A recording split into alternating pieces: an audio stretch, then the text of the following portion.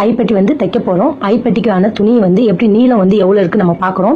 ஐப்பட்டிக்கான துணி எடுத்துருக்கணும். உயரம் வந்து மேல ஒரு 1/2 இன்ச் இருக்கணும், கீழே ஒரு 1/2 இன்ச் அளவுக்கு இருக்கான்னு செக் பண்ணிட்டு அதுக்கப்புறம் எடுத்துக்கிறோங்க. ஐப்பட்டி தைக்கிறதுக்கான துணி வந்து ஒரு 5 இன்ச் அளவுக்கு அது நம்ம அகலம் இருக்கணுங்க. இதை மடக்குனா 2.5 இன்ச் அளவுக்கு இருக்கணும். ஐப்பட்டி தைக்கிறதுக்கான அகலமும் உயரமும் நம்ம பார்த்துட்டோம். இப்ப இதை வந்து நம்ம ஐப்பட்டி தைக்கிறதுக்காக இந்த துணி எடுத்துருக்கிறோம். அது பிரிண்ட் பீஸ்ல ஒரு துணி எடுத்துருக்கிறோம். இதை வந்து நல்ல பக்கம் வைக்காம கெட்ட பக்கமா திருப்பிக்கோங்க. அதாவது தையல் போட்ட பக்கமா நீங்க திருப்பிக்கோங்க. இப்ப நம்ம 2ஆ மடக்கிட்டு ஐப்பட்டி தைக்கணுங்க. கீழே இருந்து தான் நம்ம ஸ்டார்ட் பண்ண போறோம். கீழே மேலே 1/2 இன்ச் விட சொன்னல, அதை வந்து அந்த 1/2 இன்ச் பகுதியை இந்த மாதிரி மடக்கிட்டு ஸ்ட்ரெயிட்டா தையல் போடலாம். சோ நான் வந்து நிறைய பேர் இந்த மாதிரி தான் தையல் போடுவாங்க. ஆனா நான் டிஃபரெண்டா இப்ப என்ன சொல்ல வரேன்னா, அந்த 1/2 இன்ச்சை இந்த பிரிண்ட் துணியை ஃபுல்லா கவர் பண்ணி மடக்க போறேன். இந்த மாதிரி நீங்க கவர் பண்ணிட்டீங்கன்னா உங்களுக்கு கீழே பினிஷிங்கா இருக்கும். ஜாக்கெட்டுடைய பினிஷிங் சூப்பரா இருக்குங்க. சோ இந்த மாதிரி கவர் பண்ணிட்டு நான் ஒரு 1/2 இன்ச் அளவுக்கு தையல் போட்டுக்க போறேன். நம்ம 1/2 இன்ச் அளவுக்கு இப்ப ஸ்ட்ரெயிட்டா வந்து தையல் போட்டுக்கோங்க. இந்த இடத்துல வரும்போது நீங்க எக்ஸ்ட்ரா உள்ள துணியை வந்து நிறைய இருக்கனால நான் பாதி கட் பண்ணிக்கிறேங்க.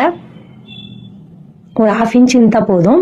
இப்ப அதே மாதிரிதான் இந்த சைடு கழுத்து பகுதியை உள்ள மடக்கிட்டு அப்படியே ஒரு ஸ்ட்ரெயிட்டா தையல் போட்டுக்கிறேன்.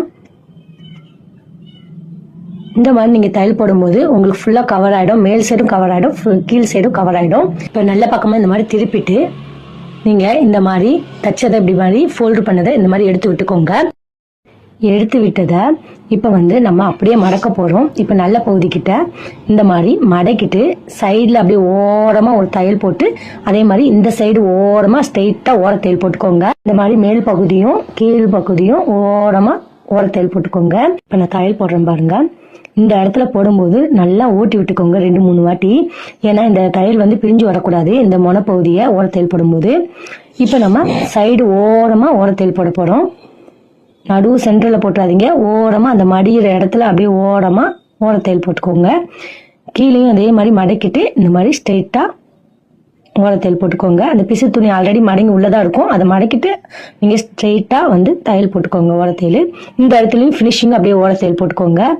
மேல் பகுதி மூடுற மாதிரி கீழேயும் அதே மாதிரி ஓட்டி விட்டுக்கோங்க. இன்னும் நான் அப்படியே வந்து இன்னொரு வாட்டி ஓட்டி விட்டுக்கிறேன். ஏன்னா அந்த சைடு வந்து நல்லா 2 வாட்டி ஓட்டி விட்டுக்கணும். அப்பதான் உங்களுக்கு பினிஷிங் நல்லா இருக்கும். ஓர தையல் போட்டல அது பக்கத்திலே வந்து ஒரு 1/2 இன்ச் அளவுக்கு தள்ளி தையல் போட்டுக்கோங்க ஸ்ட்ரெயிட்டா.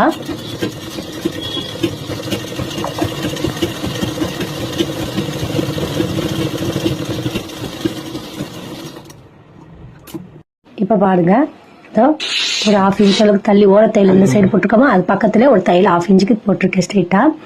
இந்த மாதிரி பார்க்கும்போது ஐப்பட்டி நீட்டா இருக்கும்.